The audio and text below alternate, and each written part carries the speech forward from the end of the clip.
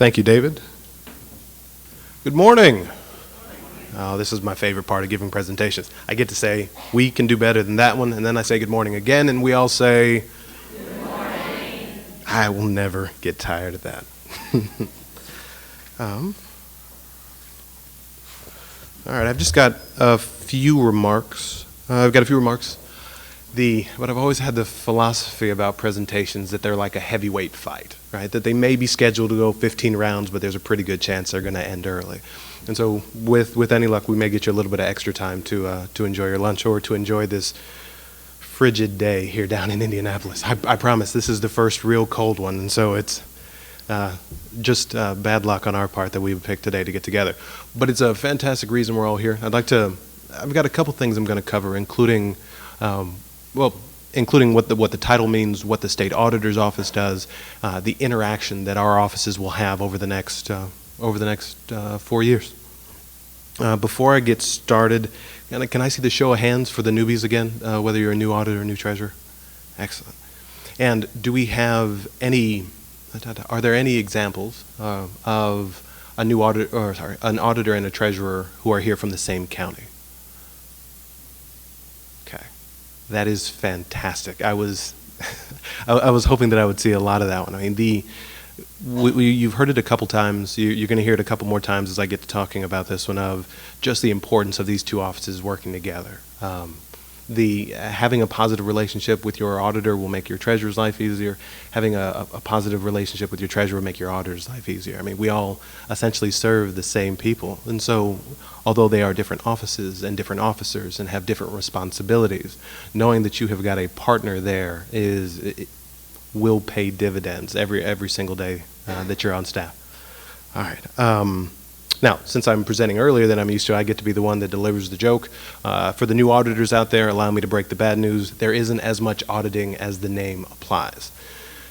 For the treasurers, the news is a little bit worse. There's actually no treasurer in the office. So,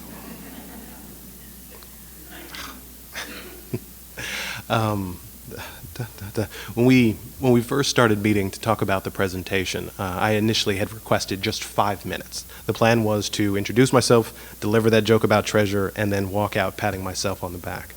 But fortunately, I work with people who are significantly smarter than I am, and they helped me to remember just how important this meeting is. In a perfect world, we would hang out much more often than we get a chance to see each other. With the county auditors, that generally means we get to see you twice, once at the spring auditors conference and once at the fall. For the treasurers, it sometimes only works out that we get a chance to actually present in front of you once a year. So getting a chance to meet you now, giving us a chance to put faces with names, or to put faces with what you'll see much more often are our email addresses, just gives us a chance to make sure that we're able to sort of get you started on the right foot. Oftentimes getting started on the right foot just means, knowing what your resources are, knowing who to contact, knowing what those offices do, knowing how they can help you on during your day-to-day responsibilities. I mean, as important as the state is, often I've always sort of seen our office and seen this position as service to the locals. I mean, you're the ones with the actual taxpayers in front of you. I mean, you are the absolute front line. The more support we're able to provide you, the more service we're able to provide the state as a whole. So I hope that if nothing else, you take away contact information, knowing that if you have questions or concerns, or if there's something that you think we can help you with, an issue that is just particularly frustrating, that you know that you've got a friend in the state auditor's office. All right. All right. Ooh, we are flying here. Okay. So what does the state auditor's office do if we are not doing audits? That is, let's start with the big one. If the state is the bank, the state auditor's office represents the checkbook. Although there are some pretty massive projects that we'll be working on during the course of the year, and we'll get to talking about what abstracts are, what they mean, the interaction between us, and we'll get to talking about what settlements are and the interaction between us. Those are 3 projects during the course of the year. The largest function or the most interaction that you'll have with the state auditor's office comes in the form of payments coming out the door. The state auditor's office will be the one who is actually sending those payments to your office, which seems like on a daily basis. So whether it's the Department of Revenue or the Department of Natural Resources or the Department of Transportation, the payments that will be hitting your bank accounts will be coming from our office. And so very early on, it'll be important that you understand where that money is coming from, how it is coming from, who your contacts would be if you have questions about why you received a particular payment. And since this presentation is going to auditors and treasurers, we know that each one of your offices has already gone through the process of establishing electronic payment recipient, or establishing themselves as electronic payment recipients, meaning all of those payments are coming to you electronically. So as often as I'll say cut the check, that really means initiate a payment that will electronically hit your account. One of the things that you want to do on your first day is make sure that you are added to the contact list that the state auditor's office has for the email addresses that receive those those ACH or EFT notifications every time the money hits your bank or every time we initiate a payment. In addition to moving the money, we've sent out a system-generated email letting you know why you received it, what agency received it, what amount it's from. It could have information about the grant that it's associated with. It could have information about the agency, but it's important that you're receiving those. Otherwise, it's difficult to understand why the state sent it to you and why it is that we sent you that amount.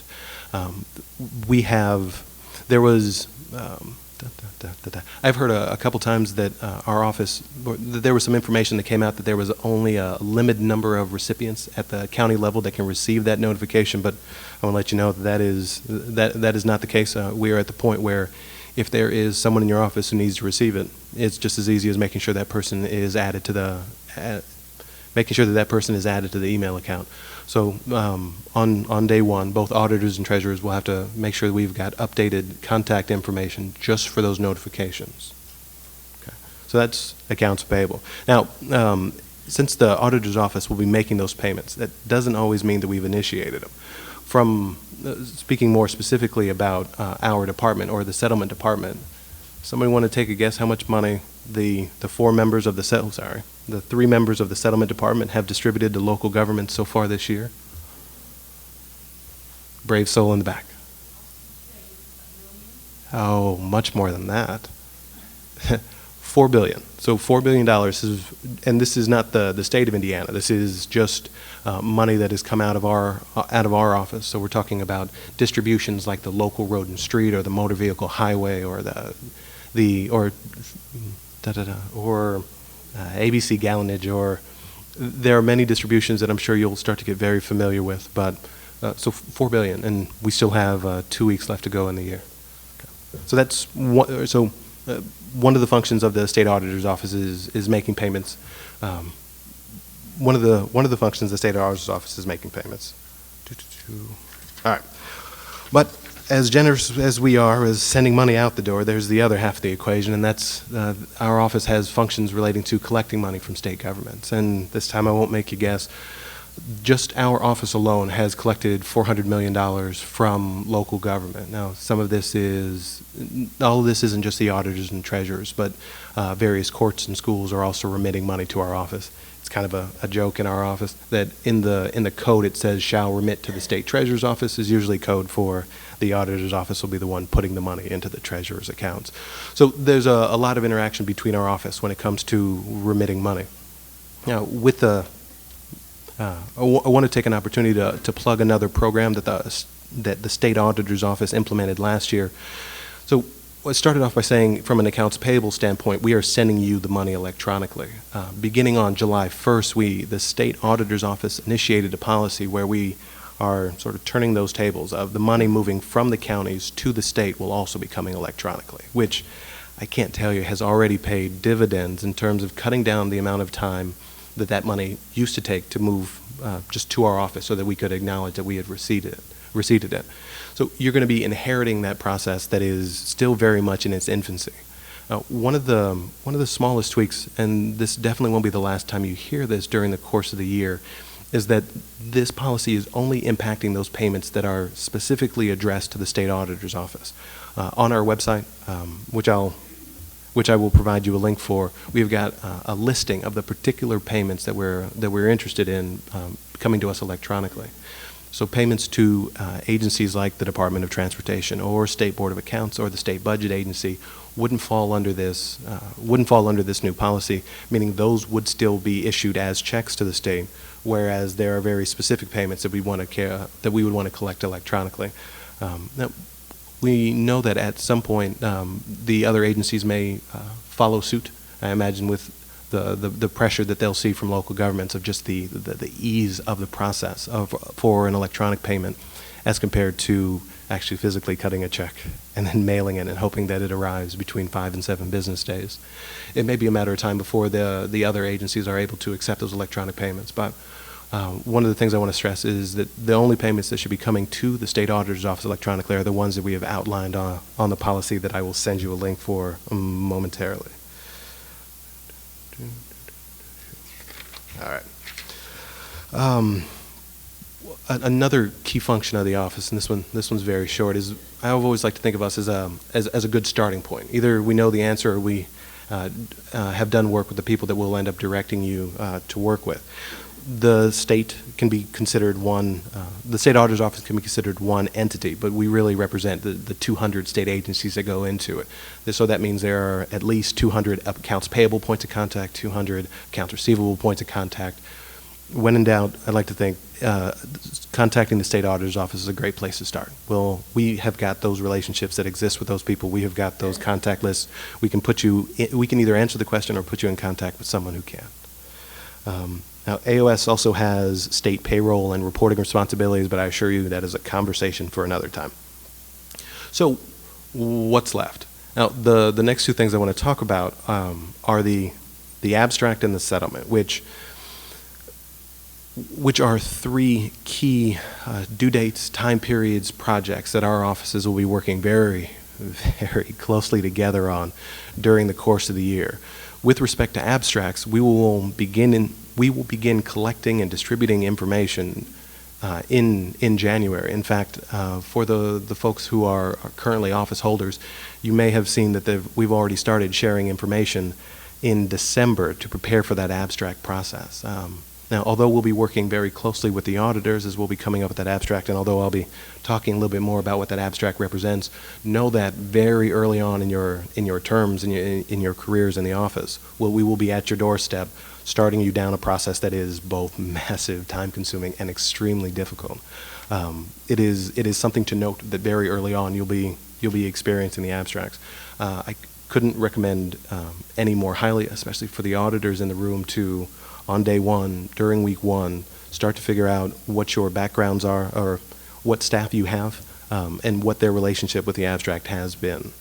Okay. All right, so with that said, what is the abstract? No, sorry. Before I get into that one, it would be very easy to talk about the abstracts for a solid 8 hours, and then I would wake you all up, and then we would do it again the next day. Today we're going to deal with it at a very high level. We won't be getting into the specifics, just sort of the general concepts of what it does, what it represents, what it means to the state, and what it means to the county. Just want to introduce it. Now, for the auditors, I am trying to scare you a little bit. This is not an easy process. This isn't something that we're able to, knock out in a couple of hours. This is generally a process that takes several weeks, several different communications. There are software vendors that are involved. There's information that's coming from the auditor's office. There's calculations that are going to be done in your office. There's a whole circus that goes into this one. But it's important to know that that's what goes into it. And as long as we can give ourselves enough time to ask these questions, to introduce these topics, to explain what it is we're looking for and why it is we're looking for it, we should be able to get it off to a good start. It's bad, but it could be worse, which I think qualifies as optimism, or at least optimism on a cold day. Okay, so what is the abstract? But the abstract is the joint report that's created with the auditors and with the state and the counties to figure out what rates will actually be charged on on the property tax bills that go out the door.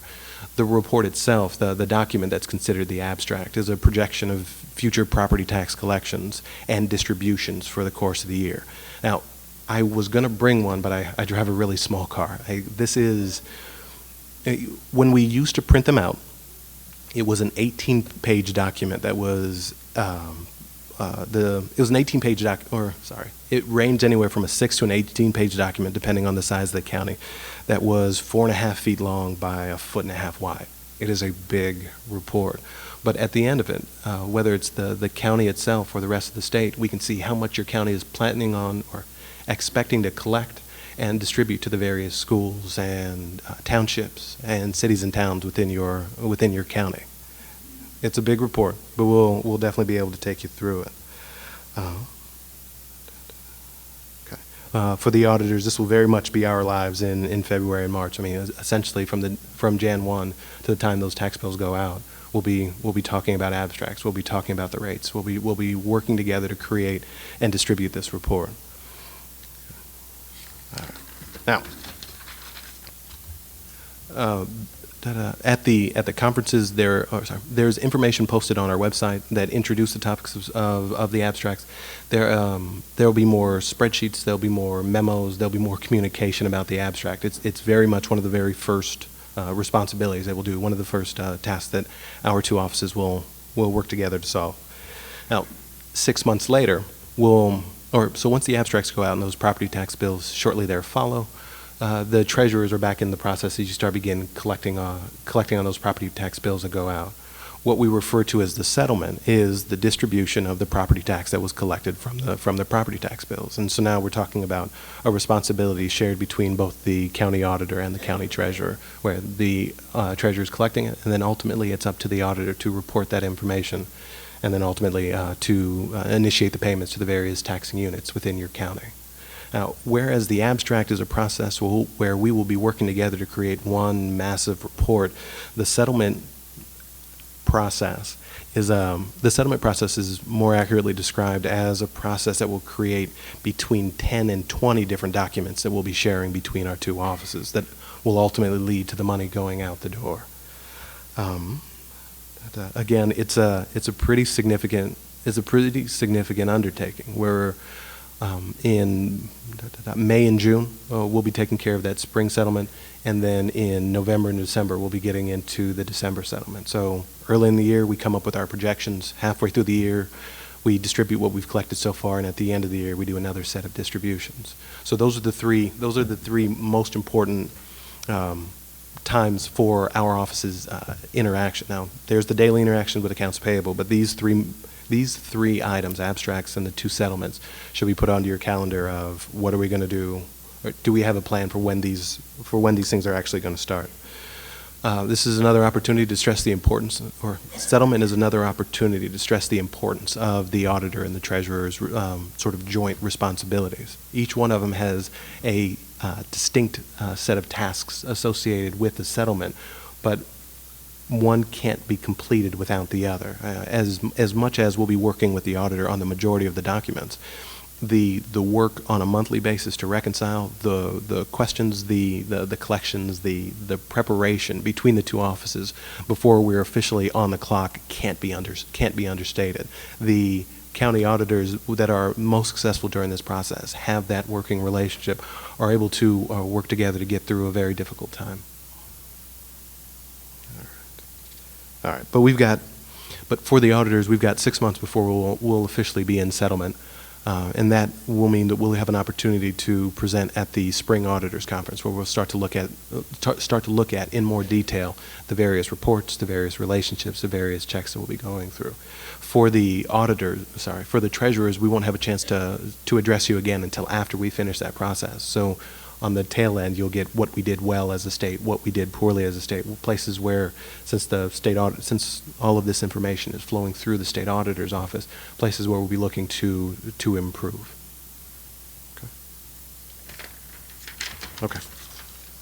All right. So, if I have not sufficiently scared you yet, let's move right into the home stretch. Debbie mentioned it about what your day one will look like, and although I wasn't although I wasn't able to come up with a presentation today, what I did come up with was a short version of what I think your day one could look like from the state auditor's perspective. Now, this is a very selfish list, right? So this is your day one according to us. Now, I imagine that your day one is going to be a whirlwind of activity, and we'll pick this up on day two. But what I wanted to do was provide you with a document that gave you an idea of some of the key things that may not stand out as important may not stand out as important as they may be. It's about making sure that you're on the right lists, making sure that you're being included on the conversations that we're having. With so many new faces in this room, there's a very good chance that, well, without your help, we could end up sending all this fantastic information to your predecessors who are less interested in it than you may be. In my infinite wisdom, I brought 50 copies, which is nowhere near enough to get to this room, but on the list is my contact information, and so if you aren't able to get a copy, know that I've got the electronic version at home, and I'll end up sending that out. As we have a final contact list, I'll probably end up sending out a more beefed up version that contains a little bit more information than we have here. But this is a very good starting point. Two of the things that I want to sort of hit again would be making sure that you have access to what's referred to as the BMV's FTP, or File Transfer Protocol site. For both auditors and treasurers, that is separate from the notifications that are generated by the state auditor's office and sent for some payments. There's a secondary site that we're using to share information, the detail information that's going to be accompanying the payments that are coming to your office. Without that detail information, it would be impossible to know how to break down those funds. So making sure that you have access to it early on so that there's less catch-up needs to be played. What I've included is the contact information for the individual that will get you set up that way. Okay. All right. One last topic. Okay. This is the fun part. This is the part that I like. Which isn't to say I don't like the whole part. I'm just going to go through that part.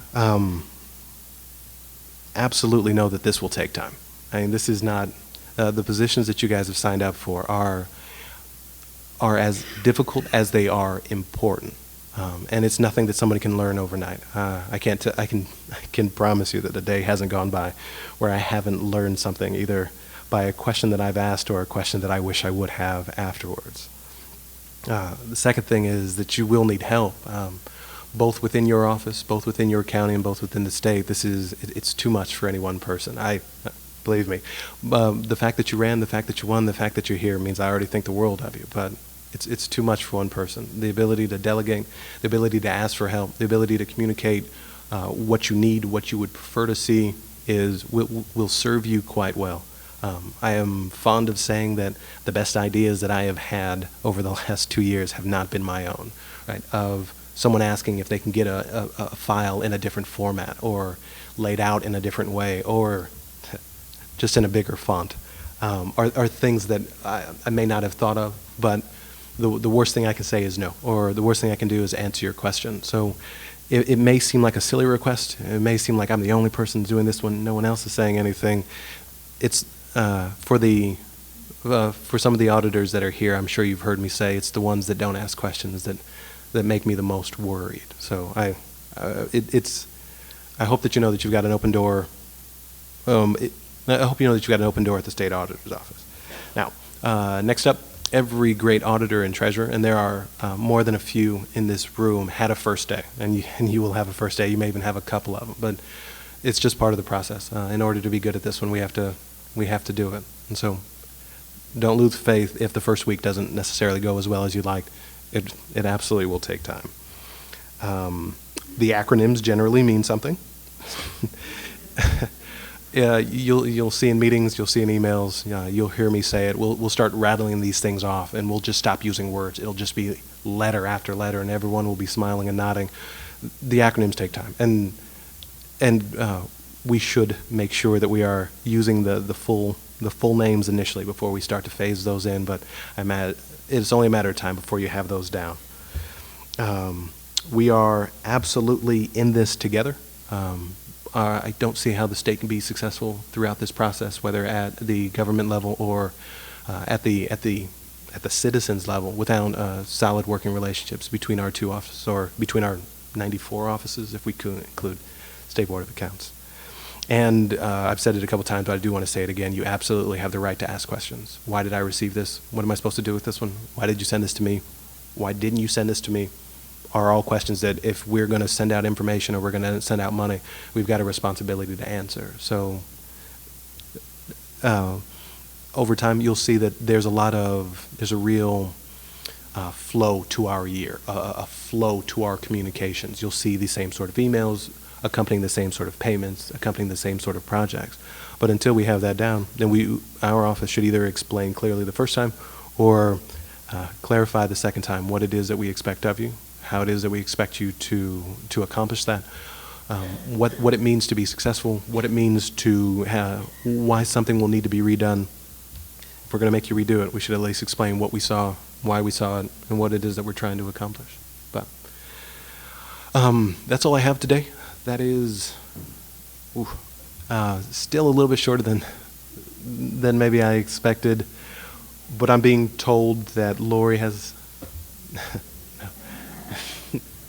All right, so David looks like he has a little bit more that he wants to share. I'm going to leave these day ones up here. The first 50 of you, congratulations. Everyone else, just if you can get the email address, I can get you the file. Very likely I'll end up sending out another version in January once I have a full contact list, and that one I promise will be a little bit more beefed up than the one that we have today. But thank you for your attention. I really appreciate it. Look forward to working with you in whatever capacity we can over the next 4 years. All right.